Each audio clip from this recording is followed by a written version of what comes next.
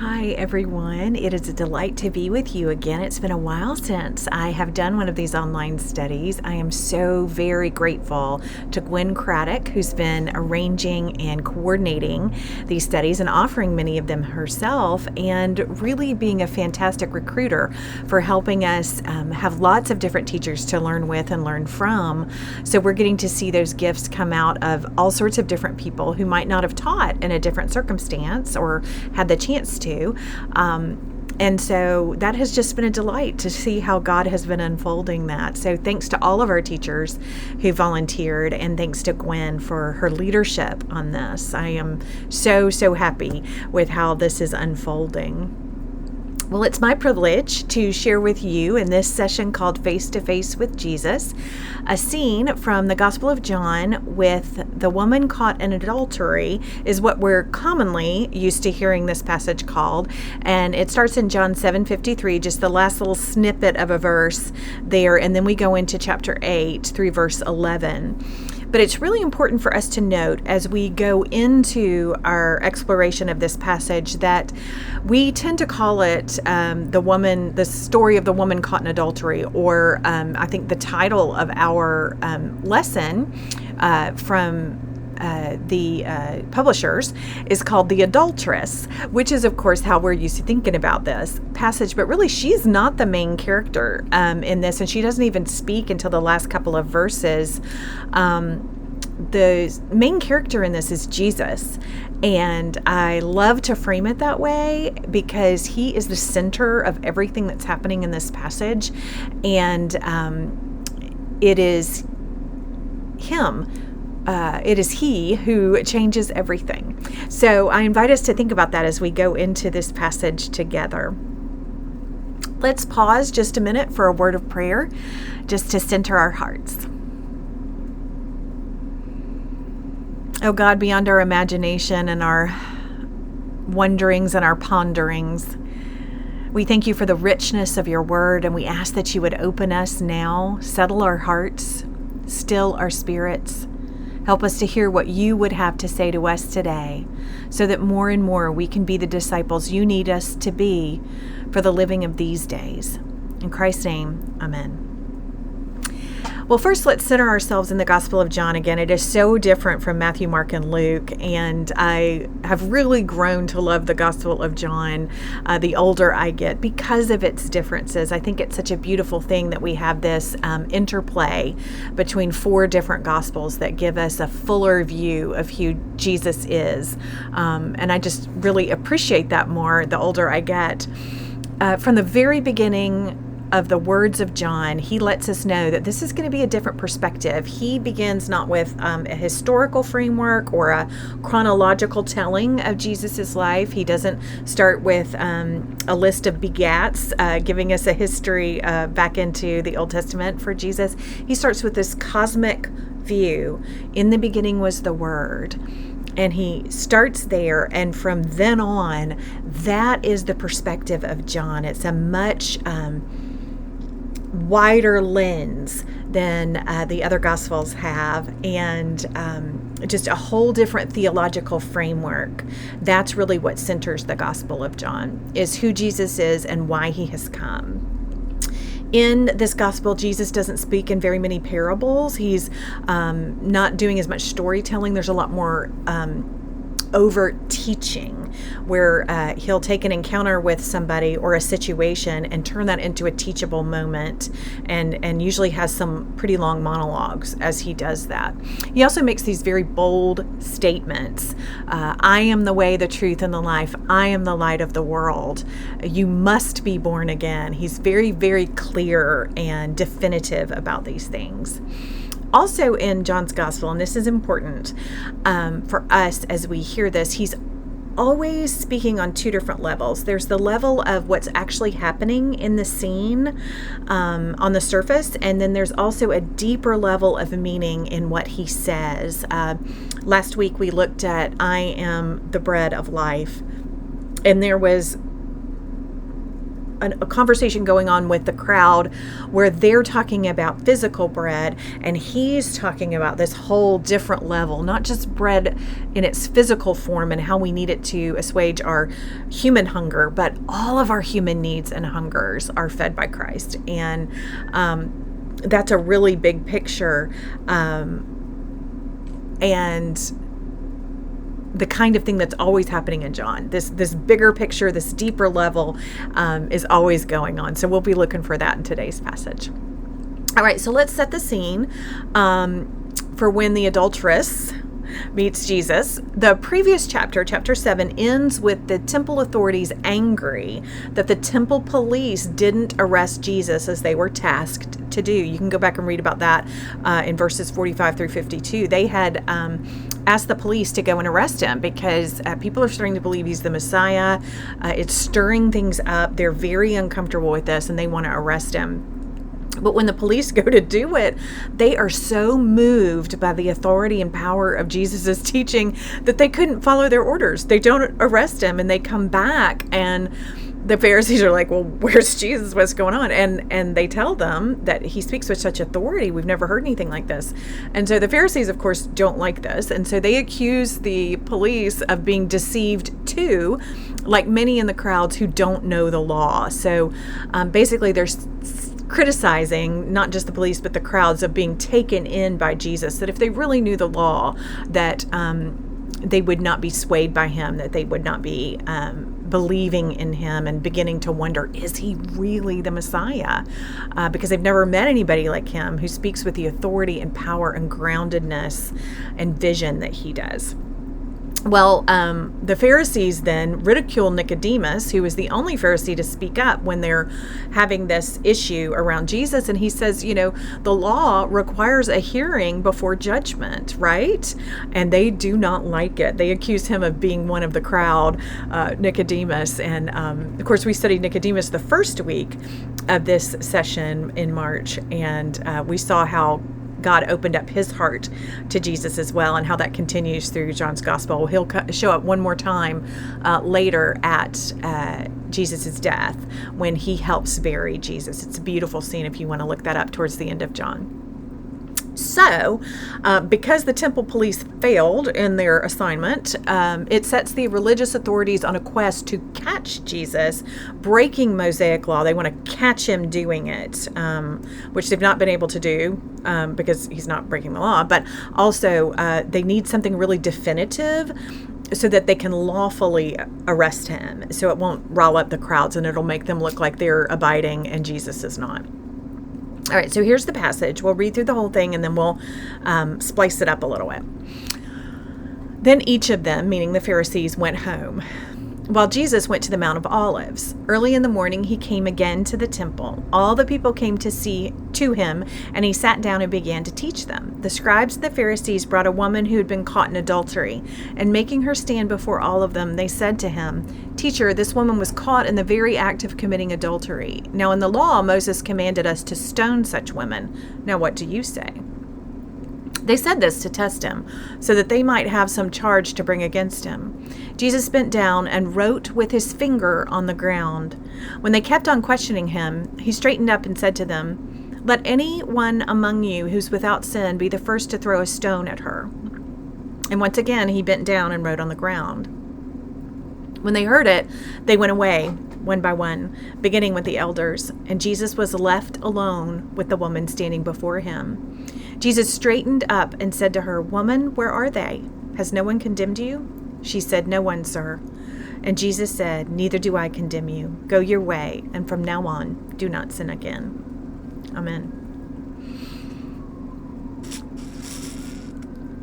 So, each of them went home, meaning the Pharisees, after they were not able to arrest Jesus like they wanted to.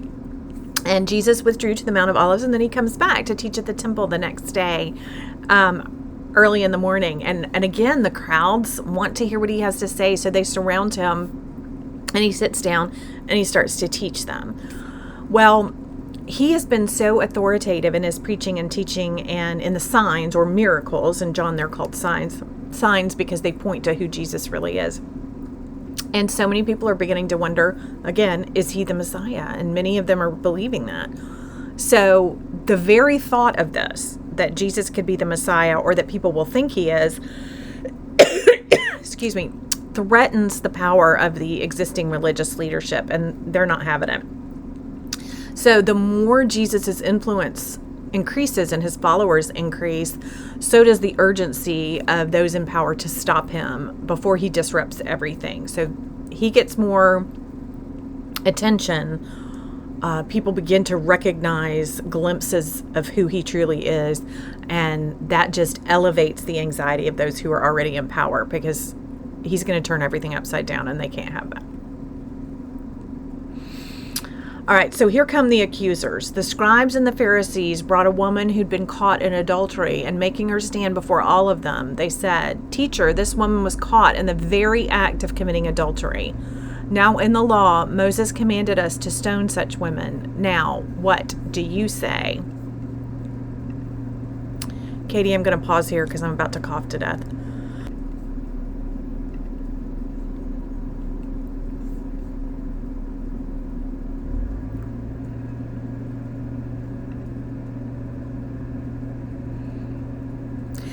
So they have set up a scene here to try to catch Jesus, to try to trap him between a human person and the law, and see what he'll do. And either way, it's a trap, because he's either going to say something that will result in the death of this woman, being stoned to death right there in front of everybody, or he's going to say something that goes against the law and says she doesn't have to be stoned. And so they're trying to set it up so he has really no place to go.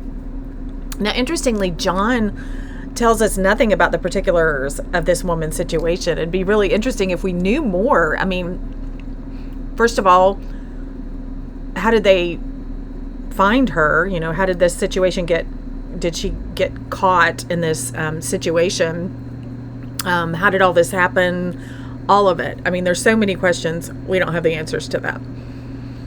But what's important is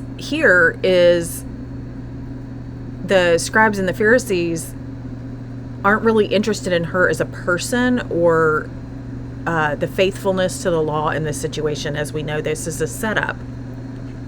So they simply present her as a woman caught in the very act of committing adultery, and they've already judged her. She's already judged. There's no hearing, no discussion, just like what they wanted to do in the chapter before, where Nicodemus speaks up and is like, hey, that's not how things work here. We don't make the decisions before we've had a hearing. We find out what really happened first before we judge a situation. But really, the details don't matter to the religious authorities. They're not concerned for this woman. They're not concerned about the state of her heart, or why she's done what she's done, or how to protect the rest of the community from this kind of brokenness and from this kind of harm. They're not worried about that, which is what these original laws were intended to do. As harsh as they are to our modern ears, very understandably, that's shocking to us. And the idea was to protect the community from coming unraveled. But they're not really concerned about that. They're just using her and risking her life, we should say, this is no small matter, in an attempt to trap and discredit Jesus.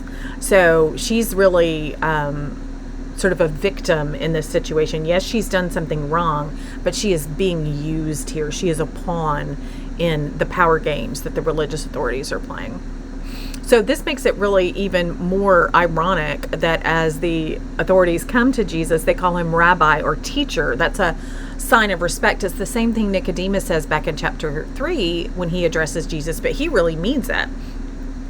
Here, they're saying this as if it's something out of respect for him, and it's not. They're here to trap him. Their only goal is to undermine him. So it's important for us to note that this would have been obvious to Jesus's, to all the hearers in that situation, or at least it would have been connected as Jesus started to make his argument. They would have put all this together. We, of course, as modern Christians, we don't have this background, so we're going to open up and get to the little background here. the leader's opening argument is skewed from the start.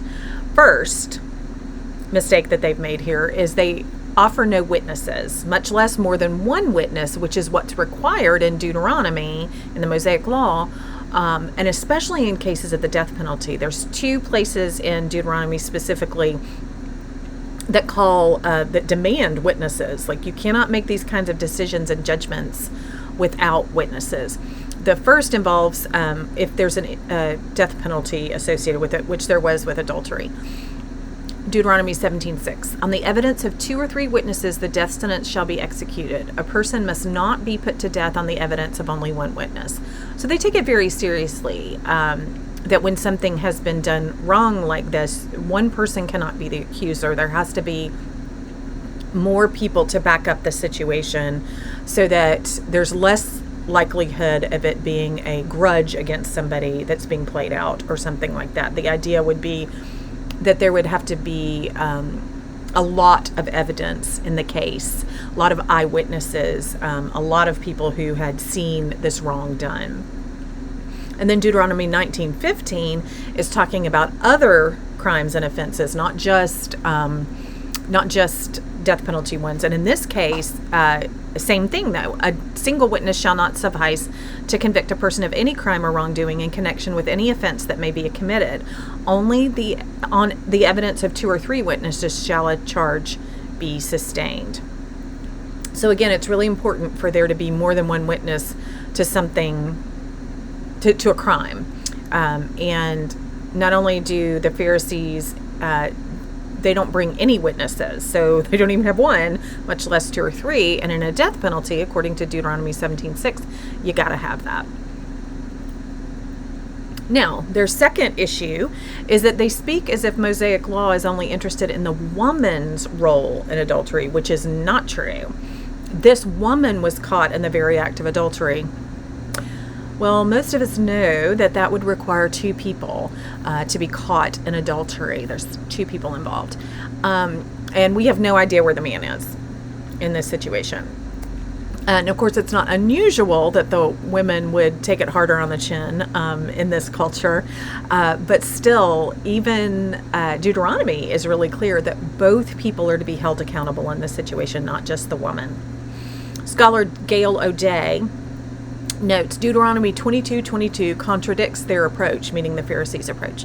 If a man is caught lying with the wife of another man, both of them shall die, the man who lay with the woman as well as the woman. So you shall purge the evil from Israel. Notice that the man is mentioned first. If a man is caught, as is true also in Leviticus 20, chapter 10, which is also addresses adultery. In both cases, the man is mentioned first, but he's missing here. So if they were really that concerned with the law and really concerned with protecting Israel from evil and the unraveling of families and communities that sins against one another like adultery result in, if they were really concerned about that, then they would bring both of them. In this case, they've just got the woman. So they're ignoring the very details of the law they're claiming in order to stone her, in order to trap Jesus. And so again, keep in mind, she's just a pawn in this. Yes, she's done wrong, but they're using her for their own ends. They're putting her life in danger. They're ruining her standing in the community. And they're doing all of this for their own power needs. So John tells us their intentions directly in verse 6. They said this to test him so that they might have some charge to bring against him. Jesus bent down and wrote with his finger on the ground. When they kept on questioning him, he straightened up and said to them, "Let anyone among you who is without sin be the first to throw a stone at her." And once again, he bent down and wrote on the ground. So if they can charge Jesus with breaking or rejecting the law, they can more easily arrest him without public outcry. So that's why John tells us, they want to have a charge to bring against him. So they've drummed up this whole situation to do this. And especially, they confront him while he's in the temple teaching. So it's a very public setting. They want as many people to see this as possible. Well, Jesus knows this. So he does not argue with the leaders on their terms. And we see this over and over again in Scripture, and especially in the book of John.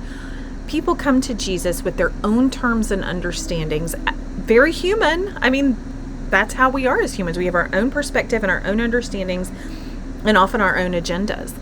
But especially in the book of John, we see that over and over again, Jesus does not assume that our terms are the terms that need to define the situation. In fact, usually they don't.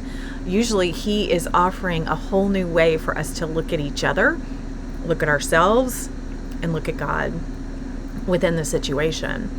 So he knows what they're up to. And so he bends down, and this is very strange to us. He writes with his finger on the ground. And so he's disrupting the script of the opponents because they're expecting a debate, an argument. They have set things up if it's either black or it's white. We're either going to stone her or you're going to tell us the law doesn't matter. Here it is. And so much of our lives are like this. People, either within ourselves or around us, put things in just bold dichotomies. And so often, that's really not where our attention needs to lie. Not saying there's never right and wrong, but in this situation, there isn't a right and wrong. She has done wrong. She's not the only one who's done wrong in this situation. And we're not just talking about the other person who was committing adultery. The Pharisees are doing wrong in this situation. And I think as humanity, we often have to look at that larger picture and hold that into account as we try to hold each other accountable. All of that matters. Okay, so Jesus disrupts this script. He's not going to argue with them on their terms. And so something that's always fascinated people as we read this passage is, what in the world was he writing on the ground? We have no idea. We don't know. Some people have said, well, maybe he was writing out her sin on the ground, or maybe he was writing out the sin of the people around him, the sins of those Pharisees, so that they recognize it. We don't know what he was writing. But what he was doing, as Gail O'Day points out, it was an act of refusal and disengagement. He was not going to engage with them the way they wanted him to. He wasn't falling into this trap. So he withdraws he doesn't go toe to toe with them, and he doesn't run away. He just makes it clear he's not going to engage with them the way that they want him to, the way that they're trying to trap him, the way that they're demanding that he does. And as I brought up last week, as I taught in the large Sunday school class, it's not Jesus's job to adapt to our expectations. It's our call to open our hearts to the wonder of who Jesus is. Two different things. So the leaders continue to press Jesus to engage on their terms, and so he rises up from where he was squatting, and he changes the terms of the conversation, moving from one person's possible sin, which is what they really want to hone in on, the Pharisees do, to the pervasive reality of human sin. So he puts this one sin into the larger context of human sin. Now, we'll see in just a minute, that doesn't mean that her particular wrong doesn't matter. That's not what Jesus says. What he does do is put it within the larger context of human wrong, so that everybody there has sinned and everybody there has done the wrong thing at some time or another. And especially what he's specifically naming is that the Pharisees right now are doing something wrong and manipulating the law for their own gain. So he says, let anyone among you who's without sin be the first to throw a stone at her. Jesus knows, as do the leaders, that Deuteronomy 17:7 names the witnesses as the first to cast stones at the offenders. I think that's 17:6, actually. Sorry, that's my mistake. So it's only the witnesses, as David Rinsberger points out, that are the first to allowed to cast stones at the offenders in the Old Testament. So it has to be somebody who witnessed what went wrong. Well, they don't have anybody who witnessed what went wrong. What happened?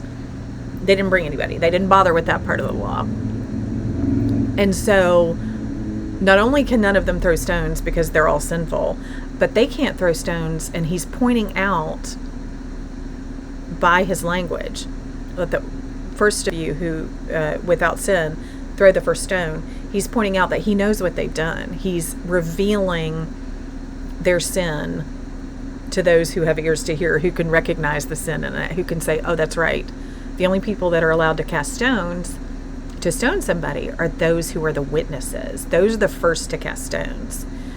They don't have any witnesses there because the Pharisees aren't playing by their own rules. So there's no witnesses there. There's no sinless people there. And Jesus moves the focus then from her to those who are treating her sin in her life so cavalierly and so cruelly. Everyone is accountable to God's law and God's teaching, not just this woman. Everybody is. The leaders brought her there with no witnesses for their own distorted purposes, and they know that, and Jesus knows that. They were supposedly holding her accountable to the law, yet they are accountable too.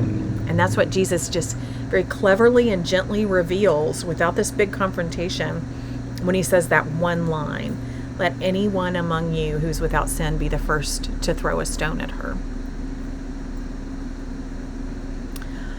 Verse 9, when they heard it, they went away, one by one, beginning with the elders, and Jesus was left alone with the woman standing before him.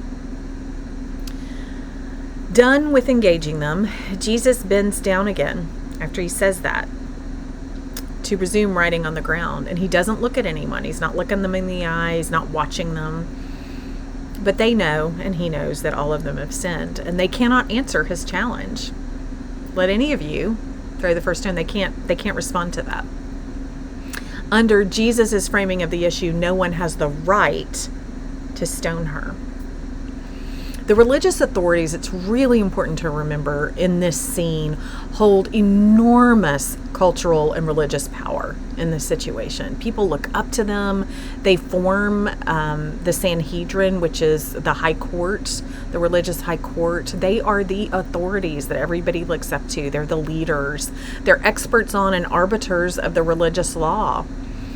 So they've got enormous power. At the same time, Jesus has a different kind of power.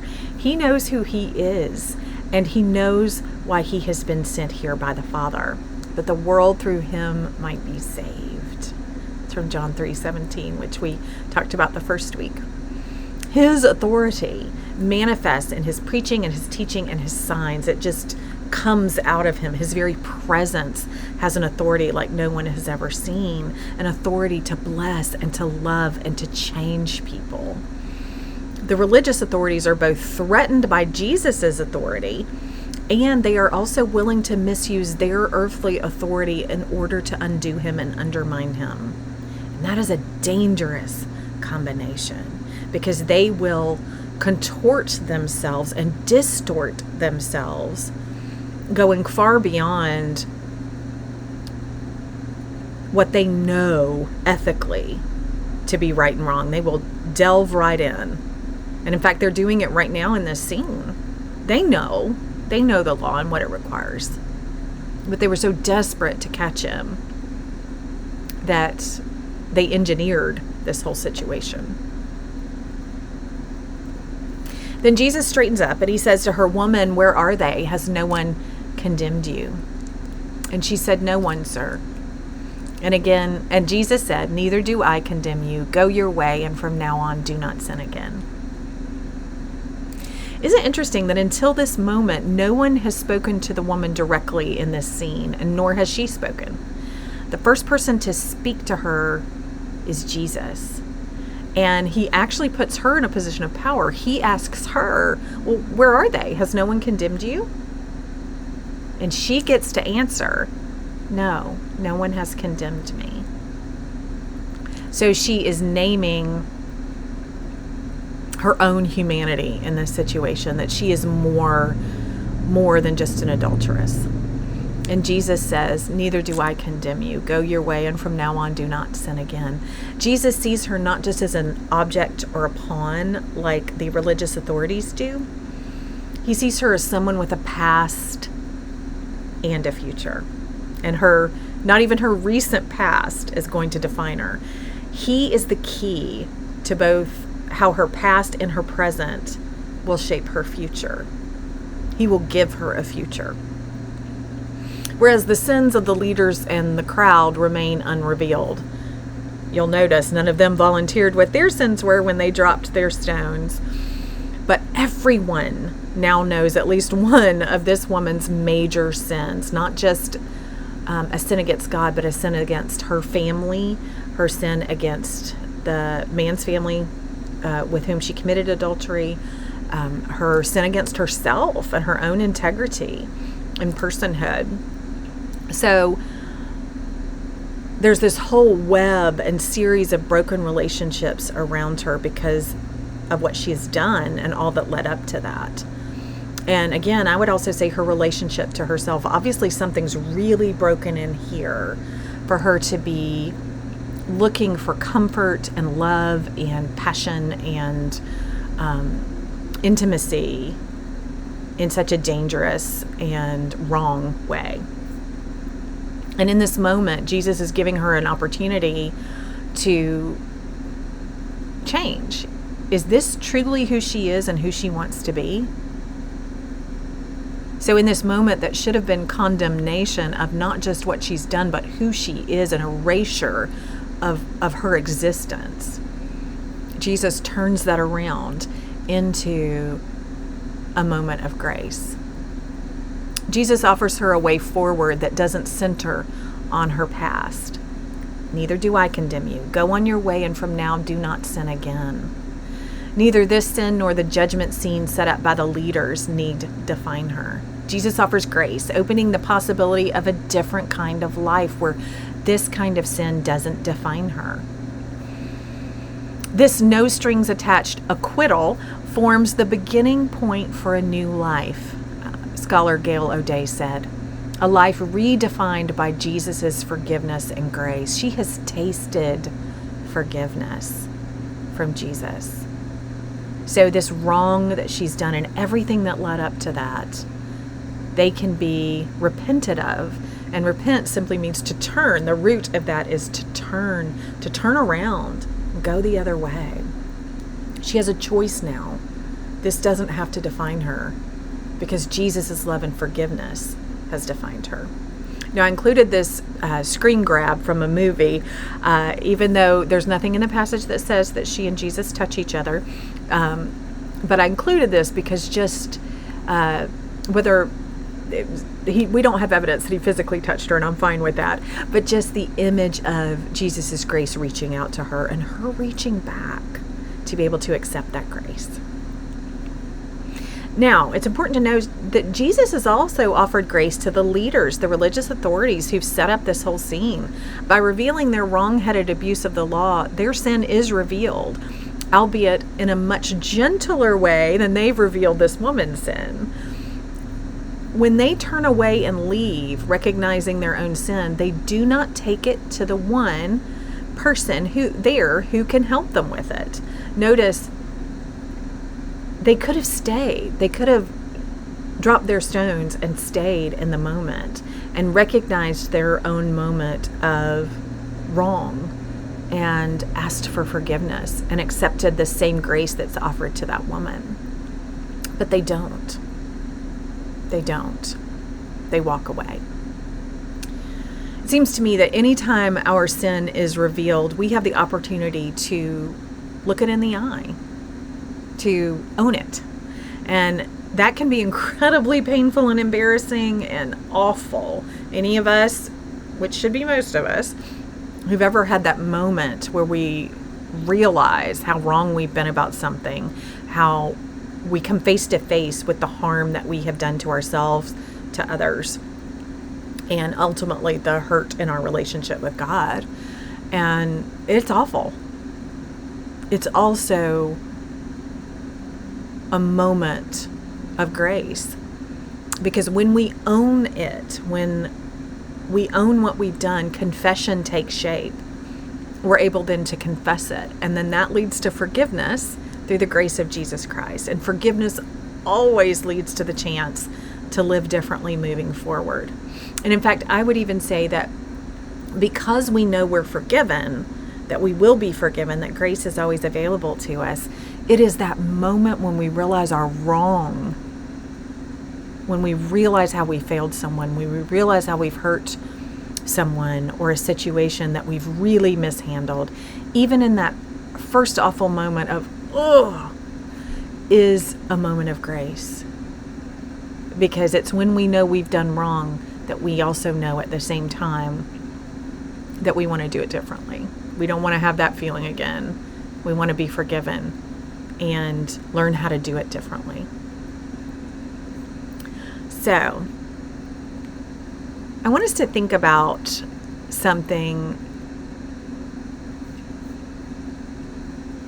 that I think is hard for us as humans, and that is this.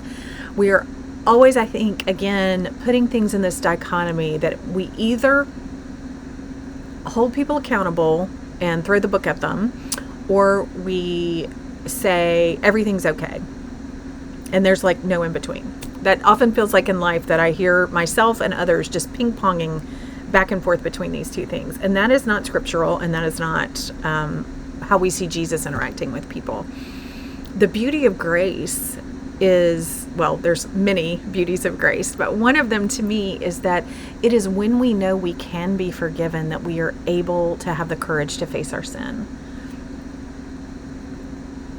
I often think of our friends in AA who talk about it's when you hit rock bottom that you're ripe for change, because you know this is as bad as it can get, and you don't want to be here anymore. And that in itself, hitting rock bottom, is a moment of grace, because it's the moment that you realize it doesn't have to look like this. There are other options here. I can stop doing the things that I've been doing that have made me miserable. And there's no way I can do that on my own.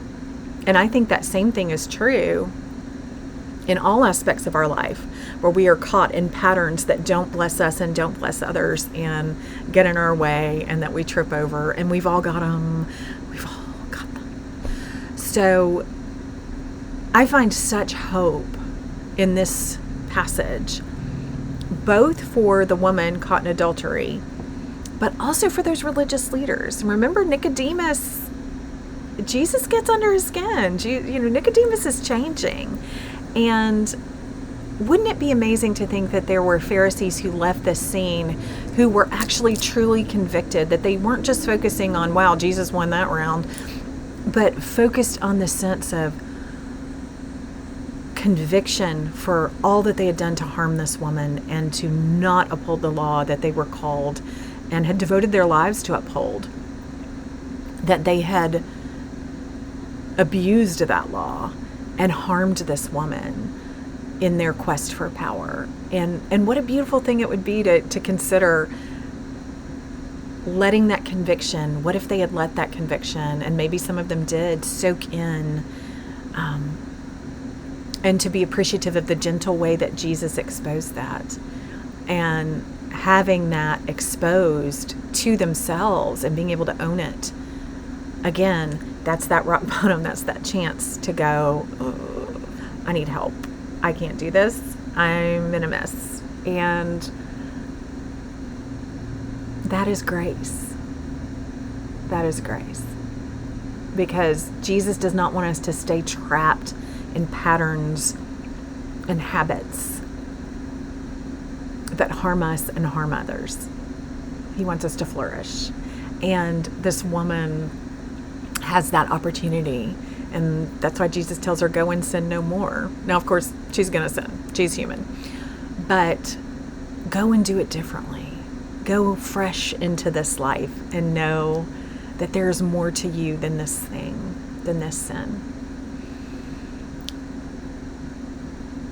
I think it's so important to remember when we think about ourselves and we think about other people and holding ourselves accountable and holding other people accountable, that accountability should always come out of love and not condemnation. And even when we're angry about something, to be able to call each other into better, deeper, more faithful relationship with each other and with God. That's what Nathan does to David. After David sinned against Bathsheba and Uriah, And Nathan tells him that story, and he tells him, "You're the man. You're the man that took the one little sheep you shouldn't have taken. You're the man." But he does that out of love, not out of condemnation. It wasn't to say to David, "You're no good, and you don't deserve to be king, and you're horrible, and we reject you roundly." It was, "You are a man after God's own heart, and this is not the core of who you are. Face what you've done and deal with it." And he remained David's friend and prophet. And so I think that's what we're called to do for each other too, is to extend grace to each other, and in extending that grace, being able to also name the times when we have wronged other people and when other people have wronged us, and to know that God is holding all of that. I think grace is such a rich truth in our lives, and I want to spend more time living into it and living into the wonder and possibilities that grace opens up, because I'm pretty sure that judgment doesn't get us real far. And that the only real gift of judgment is that it points us towards grace. Blessings to you this week. I pray that you would have an opening awareness of God's grace for you, and then that grace would take up such residence in your heart that it would overflow into the relationships around you, that we could both call each other into accountability and do so with the great love of Jesus Christ, and to know that His grace is always available to us. Thanks be to God. Amen.